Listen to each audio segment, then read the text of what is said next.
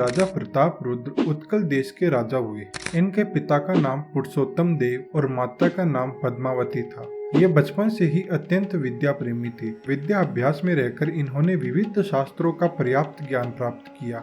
ये प्रजा का अपने पुत्र की तरह पालन करते थे। युद्ध विद्या में भी ये बड़े ही निपुण थे।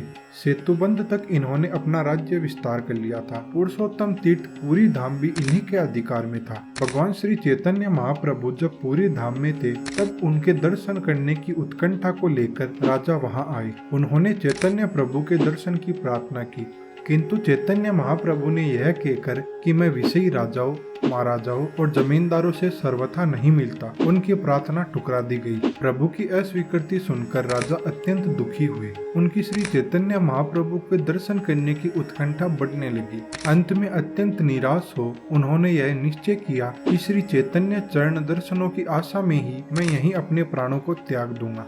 राजा के इस निश्चय को सुनकर राय रामानंद प्रभृति भक्तों को बड़ी चिंता हुई। उन्होंने महाप्रभु श्री चैतन्य को राजा के इस संकल्प के बारे में बताया, पर वे अपने निश्चय पर अड़िग रहे। आखिर में राय रामानंद और कई श्रेष्ठ भक्तों ने यह निश्चित किया कि रथ यात्रा के शुभ अवसर पर जब महाप्रभु रसाविष्ट हो श्री हरि नाम का संकीर्तन करते हुए निकलेंगे, उसी समय राजा भागवत के एक श्लोक का उच्चारण करे। जिसकी जीव्या पर भगवान का निर्मल यश होगा, उसे प्रेमी प्रभु अवश्य ही हृदय से लगा लेंगे। ज्यों ही चैतन्य महाप्रभु श्री हरि नाम कीर्तन में मत्त हो नृत्य करते हुए बाहर निकले, त्यों ही राजा ने अत्यंत सुमधुर स्वर में श्रीमद् भागवत के श्लोक का गान आरंभ किया। और जैसे ही श्री चैतन्य महाप्रभु इसे सुनते हैं, वे दौड़कर राजा से लिपट जाते हैं। महाभाव स्वरूप प्रभु के पावन स्पर्श से ही राजा भगवत प्रेम संपदा से युक्त हो जाते हैं और प्रभु के साथ ही उन्मत्त होकर नृत्य करने लगते हैं। और तभी से राजा प्रताप रुद्र महान भक्त हो गए और श्री चैतन्य के महान अनुगत होकर जीवन व्यतीत करने लगे।